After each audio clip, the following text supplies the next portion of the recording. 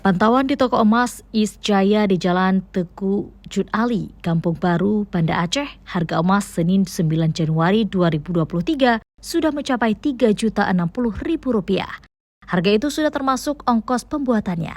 Pekan sebelumnya, harga emas berkisar 2,9 hingga 3 juta rupiah. Menurut pedagang, harga emas selalu mengalami kenaikan di akhir dan awal tahun. Kausar pemilik toko emas East Jaya menyebut efek dari kenaikan harga emas banyak konsumen yang menjual emas mereka. Perbandingannya 80% yang menjual dan 20% yang membeli. Namun pembeli tetap datang membeli emas terutama untuk investasi dan mahar pernikahan. Harga emas biasa awal tahun atau akhir tahun naik harga emasnya. Naiknya drastis daripada harga sebelumnya. Bila biasa faktor naik ya biasa memang akhir tahun harganya naik. Harga emas. Terus kalau udah naik gini biasa dia turun lagi. Setelah beberapa bulan biasa nurun kayak bulan tahun lalu gitu. Awal-awal tahun naik, terus beberapa bulan turun.